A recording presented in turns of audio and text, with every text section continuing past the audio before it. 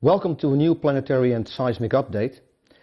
Before I start off, I would like to make something clear. In my interview yesterday with India Today, it became clear to me that screenshots are taken from my videos and they get their own interpretation in social media with the result that people start to panic and there is anxiety, especially in Afghanistan and Pakistan. I would like to make clear again here that the purple bands, they mark atmospheric fluctuations. They do not indicate a rupture zone. And there is not 100% certainty that there will be a seismic increase in the regions marked by that purple band. So don't take the screenshots and start your own interpretation, please. It will only lead or add to anxiety and panic, and that is absolutely not necessary. If you really want to get the actual information, the correct information, watch our videos, go to our website with the latest forecast and magnitude probability. Don't start wild stories. Now, with that out of the way, we look at the seismic activity that we had in the last couple of days. The typical threshold of magnitude 5.6 and larger.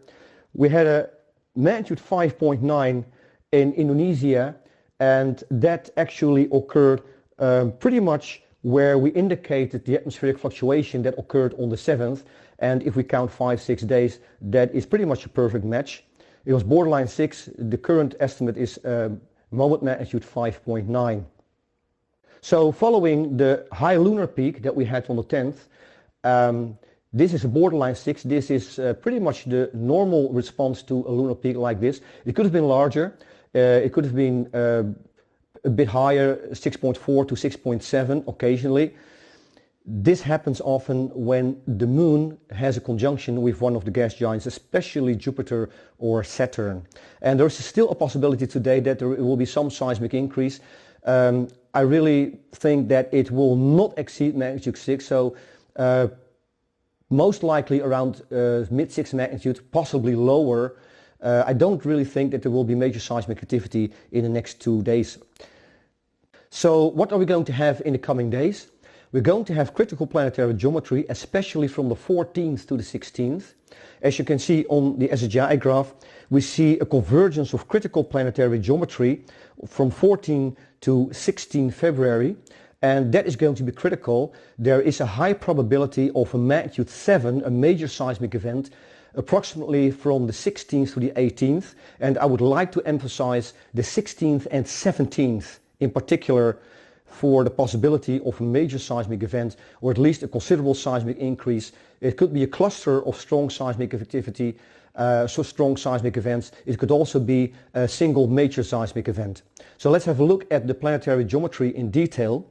We have Mercury, Venus and Uranus. That is marked here, Mercury, Venus and Uranus. This is the red line, and that happens on the 14th.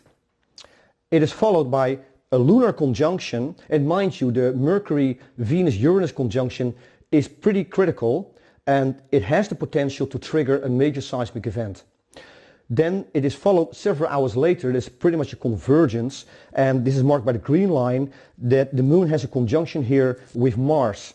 There's also a critical conjunction, especially when it converges with critical planetary geometry, like the conjunctions that we have from the 14th to the 16th. Then on the 15th, Earth, Venus and Neptune will be in a conjunction. This is also a critical conjunction with the potential to trigger a major seismic event. This is based on our research and historical earthquakes and the positions of the planets around the time of these earthquakes. So we have Earth, Venus and Neptune in a conjunction, and that will be on the 15th, less than 24 hours after the Mercury-Venus-Uranus conjunction. This is pretty much a critical convergence. And then finally on the 16th, Earth will be in a conjunction with the Sun and Saturn. This is the red line down here, and that comes after the convergence of, or let's say on top of the convergence of critical planetary geometry. The Earth-Sun-Saturn conjunction itself is not really critical, but it is preceded by pretty critical planetary and lunar geometry. Again, there is a high probability of a major seismic event around magnitude 7. Low magnitude 7 could be up to 7.2, 7.3. Most likely 16, 17 February, maybe the 18th if it arrives late. It could also go higher, like mid to high 7 in a worst case scenario. If we look at the atmospheric fluctuations that we picked up in the last couple of days, it's very interesting because we have multiple indications of the same regions.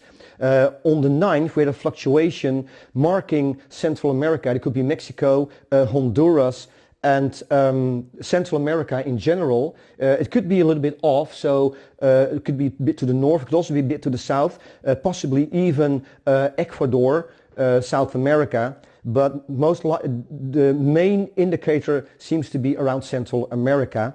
And on the same day, we also picked up another fluctuation marking Afghanistan-Pakistan region, as you can see here on the map. Again, it could be a bit off, it is a rough estimate, so it could include Iran and maybe even China, Western China, possibly. These fluctuations are from the 9th, and if we add 6 days approximately, we would end up around the 15th or 16th. But that's not all. We have another fluctuation, again marking, that was a day later on the 10th, again marking Afghanistan, Pakistan. It doesn't mean that there is going to be a major earthquake there, but certainly is the potential. It could also be just an indicator of some increased seismic activity. But if we count 6 days from the 10th, from this fluctuation, we end up around the 16th. And that is significant because of the planetary configuration that we have, marking 16 to 18 February as critical. We could have a considerable seismic event there, and these fluctuations could indicate potential regions. And we have Afghanistan and Pakistan pretty much in the crosshairs because we picked up 2 fluctuations again marking that region.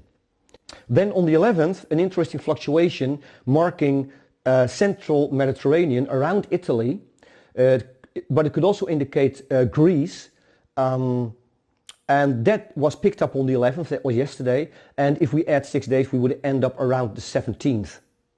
So again, because of the critical planetary configuration that we have from the 14th to the 16th, these atmospheric fluctuations could indicate potential regions for a major seismic event.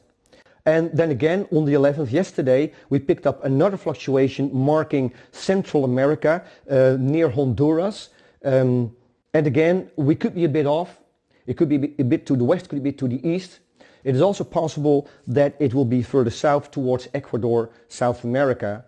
Again, these are rough estimates. That's all that we can do. But as you can see, we have multiple atmospheric fluctuations marking similar regions.